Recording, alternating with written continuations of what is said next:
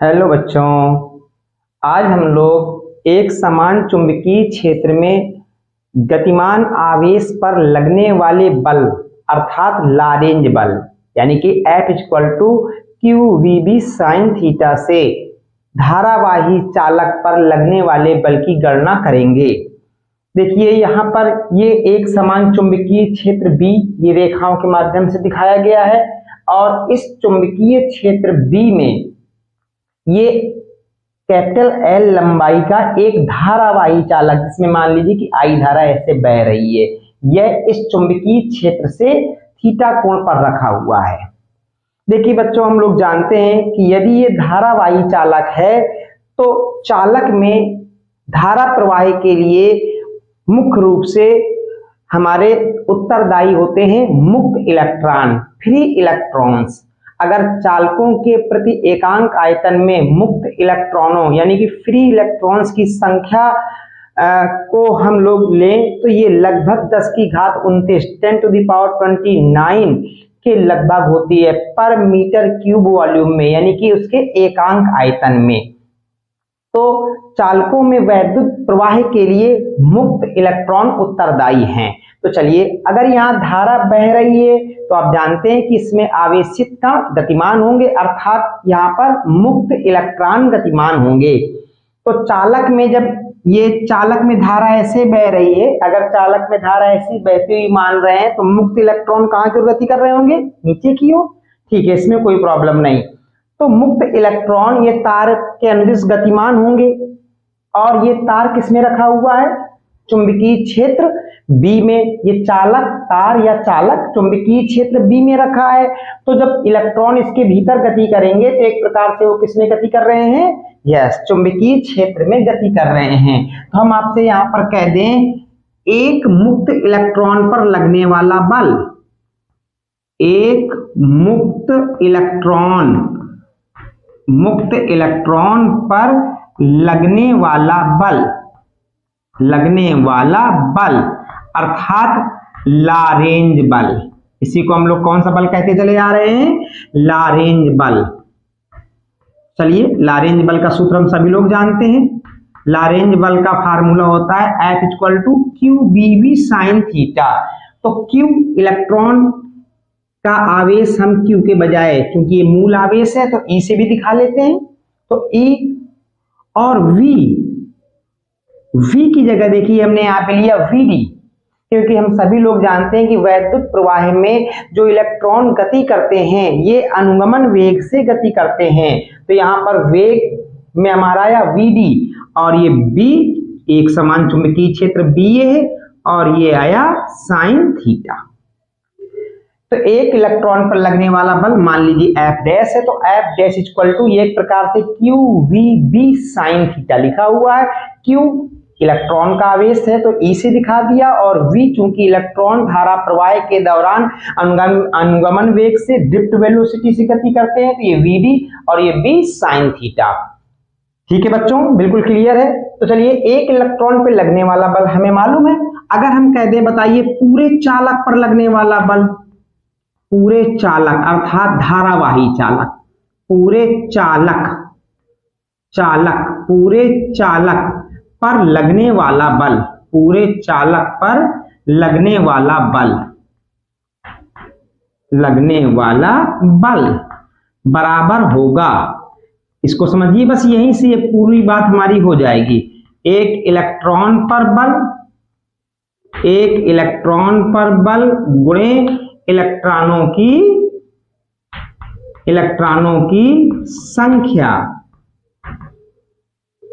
यहाँ पे बार बार हम केवल एक इलेक्ट्रॉन पर बल रख देते हैं, तो इस इलेक्ट्रॉन का तात्पर्य कैसे इलेक्ट्रॉन से? फ्री इलेक्ट्रॉन से, ये अंडरस्टूड है। तो चलिए, हम आपसे कह दें कि ये धारावाही चालक पर लगने वाला जो बल F है ये है एक इलेक्ट्रॉन पर लगने वाले बल अर्थात F डैश गुणे इलेक्ट्रॉनों की संख्या। बस इसी को बस समझना है केवल, और हमारा यहाँ पर उत्तर हमारे सामने आ जाएगा। देखिए, हमने यहाँ माना है चालक की लंबाई को L व इसके अनुप्रस्थ काट का क्षेत्रफल A माना है। ठीक है, ये डेटा ध्यान दीजिए, चालक के एकांक आयतन, इसको समझिए, चालक के एकांक आयतन में इलेक्ट्रॉनों की संख्या n मानी है और यहां पर हमें इलेक्ट्रॉनों की संख्या यानी कि मुक्त इलेक्ट्रॉनों की पूरी संख्या लिखनी है। तो हम क्या करें, एकांक आयतन में इलेक्ट्रॉनों की संख्या और गुणे आयतन।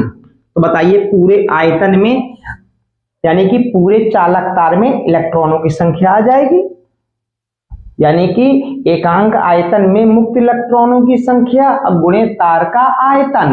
तार का आयतन सामान्यतः a इंटू एल लिखा है। अगर यहाँ पे अनुप्रस्थ काट के क्षेत्रफल से ले तो a का मतलब एक प्रकार से पाई आर स्क्वायर हो गया और l का मतलब एक प्रकार से चाहे आप s समझ लें तो ये बेलन का आयतन ही जैसा तो लिखा है पाई आर स्क्वायर एच। ठीक है बच्चों, तो a इंटू एल, बस यहाँ पर एफ डैश की वैल्यू ऊपर से उठा के रख दीजिए। तो एफ डैश की वैल्यू आ गई ई VD B साइन थीटा और इंटू NaL। चलिए सुविधा के लिए एक सूत्र हम आपको याद दिलाना चाहते हैं, इसके लिए कुछ चीजों को हम पास पास रख लेते हैं। तो ये देखिए N और ये इलेक्ट्रॉन का आवेश E, A VD और जो बचा उसको इसको अलग करते हैं क्योंकि ये कुछ ना कुछ आपको याद दिलाता हुआ स्टेप रखा हुआ है। और क्या बचा, ये बचा हमारा B L साइन थीटा, यानी कि बी एल साइन थीटा को अलग करके इसको हमने याद दिलाने की कोशिश की है पास में रख करके। ये आप गौर करिए, ये सूत्र है हमारा वैद्युत धारा का, वैद्युत धारा और अंगमन वेग में संबंध जो कि हमने वैद्युत चालन में पढ़ा है। तो ये हमारा इसकी जगह में आ जाएगा वैद्युत धारा आई और आ गया बी एल साइन थीटा। तो इस प्रकार बच्चों इस चुंबकीय क्षेत्र में रखे धारावाही चालक पर लगने वाला बल हमने ज्ञात कर लिया, जो कि किसकी सहायता से ज्ञात किया, लारेंज बल की सहायता से ज्ञात किया।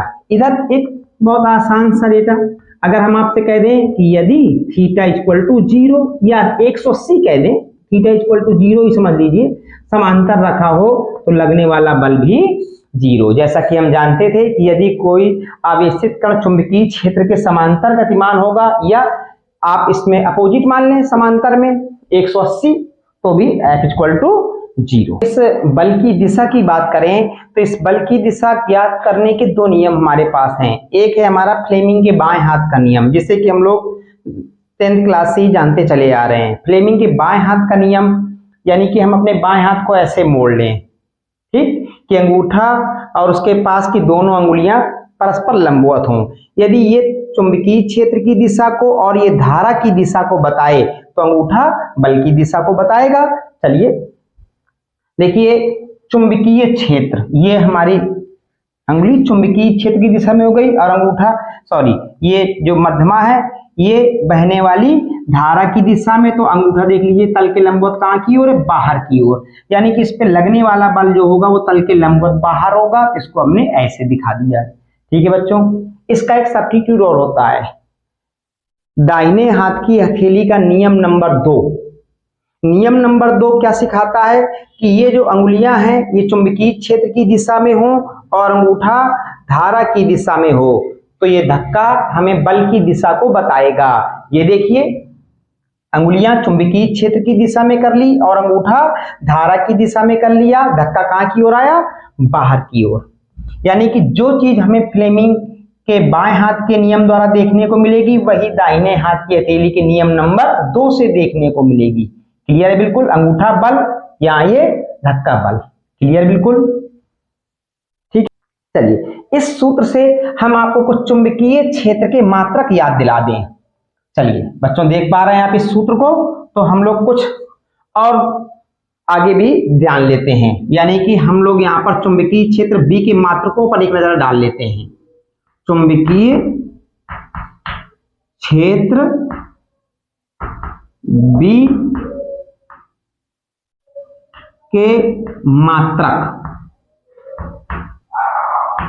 व विमा, चलिए डायमेंशन में निकाल लेते हैं।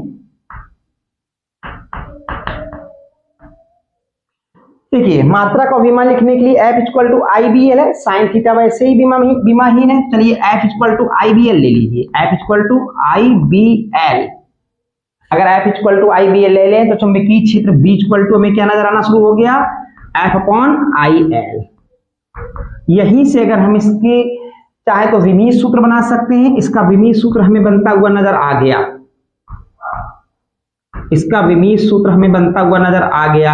क्या बच्चों आया, देखिए बल हम सभी लोग जानते हैं MLT माइनस 2, बल MLT माइनस 2 और अपॉन A यानी कि धारा के लिए एम्पियर, A लंबाई के लिए जो कहते हो L।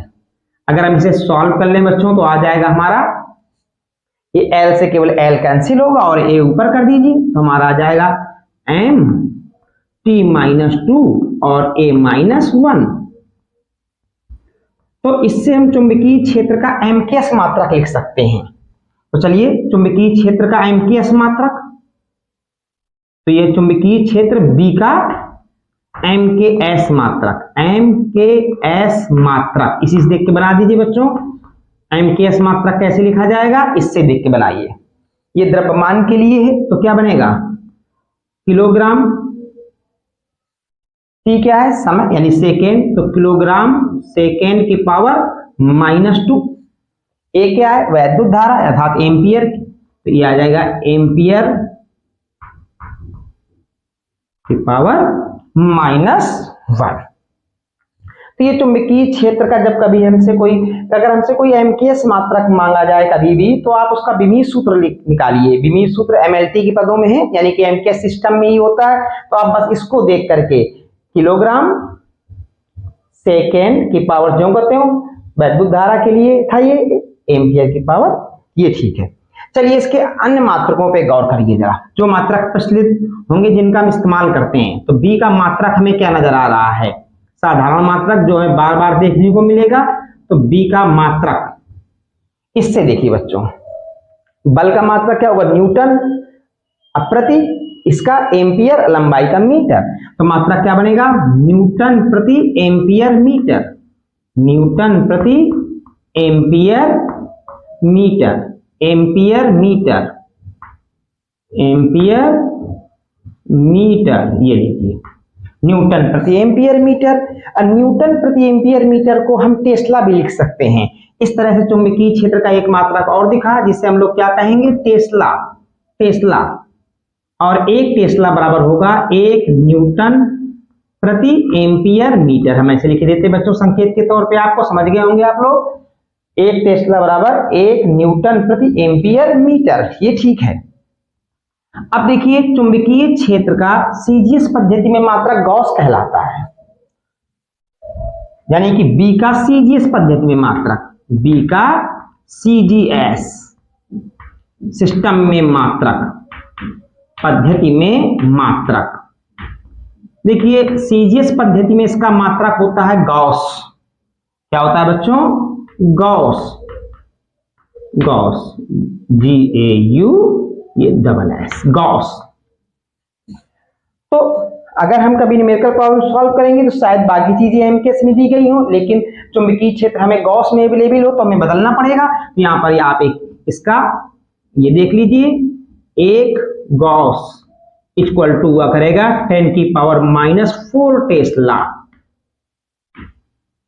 10 की पावर माइनस 4 टेस्ला, ये ठीक है बच्चों, 10 की पावर माइनस 4 टेस्ला। जब हम लोग आगे चल के विद्युत चुंबकीय प्रेरण में पढ़ेंगे तो हमें वहां पर एक चुंबकीय flux phi equal to BA cos theta मिलेगा। तो वहां पर हमें फिर से एक नया मात्रक देखने को और मिलेगा। तो एक मात्रक देखने को जो आगे मिलने वाला है उसको सुन लेते हैं। तो B का अन्य मात्रक होगा वेबर प्रति मीटर स्क्वायर। क्या मिलेगा बच्चों, ये मिलेगा हमें वेबर प्रति मीटर स्क्वायर, वेबर प्रति मीटर स्क्वायर, ये हमें विद्युत चुंबकीय प्रेरण में पढ़ने को मिलेगा। इस प्रकार प्रमुख रूप से हमारे सामने चुंबकीय क्षेत्र के 3 मात्रक हमें देखने को मिला करेंगे। न्यूटन प्रति एम्पियर मीटर, जिसको हम लोग टेस्ला कह सकते हैं, और वेबर प्रति मीटर स्क्वायर भी मिलेगा। और जब कभी गॉस मिले तो हम जान जाएंगे सीजीएस पद्धति में हमारा चुंबकीय क्षेत्र का मात्रक है। ठीक है बच्चों।